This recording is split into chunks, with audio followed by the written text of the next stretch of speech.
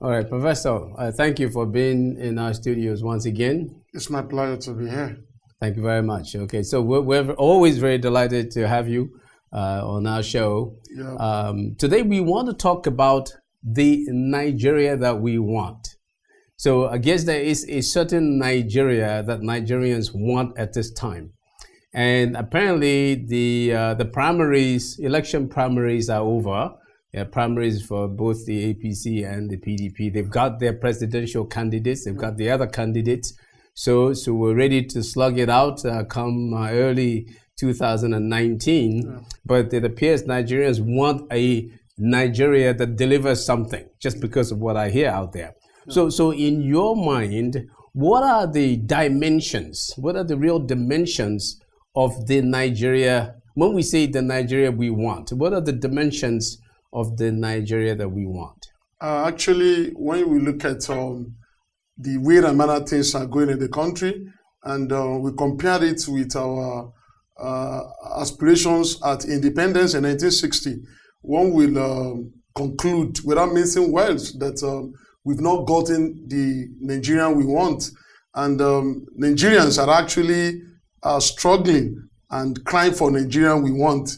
If you are to have Nigerian of our dream, according to our forefathers, we need a country where everybody could go to sleep with two eyes closed, with rest of mind.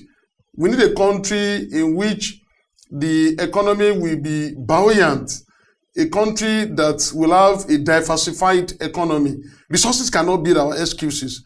We are being blessed and endowed with multifarious and multitudinal resources. And for us to now transform this potential into economic buoyancy is what we need political leadership for.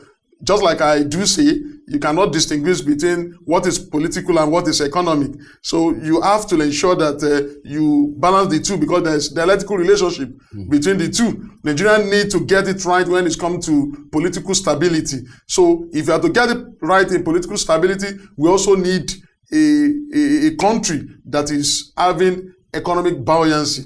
Okay? Nigeria also want a situation whereby each and every Nigerians will have the opportunity to contribute to the quotas, to contribute his own quotas toward the development of the country without any intimidation, humiliation, or subjugations. They can live any place of their choice within the territory of Nigeria. Nigeria wants such a country. Okay, before we go into some of the specifics, okay, so that we can have strands, yes, that we hold on to. So when I heard you talk about economic buoyancy, yes. Okay, so in economic buoyancy, what are the things that we will see so that we know that, okay, we have economic buoyancy? Is that by seeing strong real GDP growth, by seeing the housing that you wanted to talk about, by seeing what do we see so that we know that, okay, we have economic buoyancy? We actually have a practical example of a real economic buoyancy in the world today.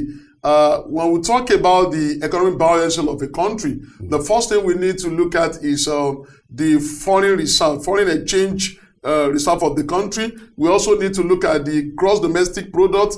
We also need to look at the gross national product. Then we need to look at the level of poverty in such a country, like in ours. Okay, yes. So when you look at all this, yeah, these are the indices of economic buoyancy. A country whereby the GDP... The reserve level is not that bad. Yes, it's not as bad as... in fact, it is good. But the foreign exchange earning is something that also needs to be worked on, okay, in order to have economic buoyancy in the country. Absolutely. The Nigerian government also needs to look at how we can ameliorate the poverty situation in the country. Now, you and I were talking just before we got on set. Yeah. There's this so-called world poverty clock. Yeah. And that is rating Nigeria to be the #1 country, the country where you have the largest number of poor people. Now, how did we manage to get into a situation like that, when we have all the resources that we have? It's highly unfortunate that we have not been able to benefit from the immense resources, yes, the multivarious and multitudinal resources we have. We've not been able to benefit from it over the years. And it's also unfortunate that the government has not done enough in creating jobs and at the same time providing an enabling environment for both the local entrepreneurs, the local investors, and foreign investors to invest in the economy of Nigeria. So enough has not been done by the government. Which government? Since 1960? I'm talking about the successive governments in Nigeria. 1960? Not really the current administration. Okay. I'm talking about the successive governments in Nigeria. Was there any time in the history of Nigeria that when we were Of course, we had it good in the 70s. Okay. We had it good in the 70s. When Nigeria experienced economic buoyancy, economic boom, oil boom to be specific. So you could see that a lot of infrastructural facilities were provided, and Nigerian currency was very strong against international currency, and at the same time, Nigeria were able to execute series of projects. So what happened? What happened? Within a decade, we lost everything simply because of the military interregnum and the pervasive corruptible minded of Nigerians too. Okay. I'm talking about the bureaucratic corruptions that nearly ravaged Nigerian civil service resources. The agenda of the current president, of President Muhammadu Buhari, when he came in, when he wanted to tackle corruption,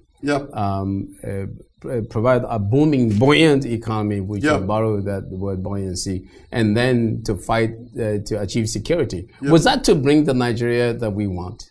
Actually, if we are able to fight against corruption, which we have all collectively identified as our major enemy, everybody in Nigeria today, including a child of 6 years old who can talk, knows that corruption is our #1 enemy in the country. So if we're able to fight corruptions sincerely with high level of credibility, I believe we'll go a long way to enhance our economy, and at the same time to inject some checkmating mechanisms in order to block all the leakages through which all this economy is being perforated and being exposed to all sorts of hazard. You know, there are some what economists call economic hazards. Yes.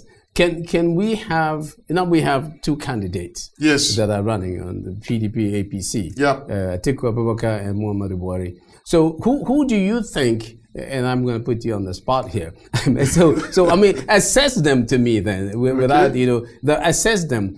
Who is more likely to bring about the Nigeria that we want, or we have to wait and see? Let's begin like this. Atiku. Okay. In the first instance, he's a challenger. Yes. Okay. Atiku is someone that is very known to many Nigerians. He has been around for more than 2 decades now, and he has actually been able to develop what I called a very superlative political structures over the years. In contradiction to, contrary to the description of some analysts that Atiku earned notoriety with corruptions, the point is that he has been investigated several times, but for once he has not been indicted.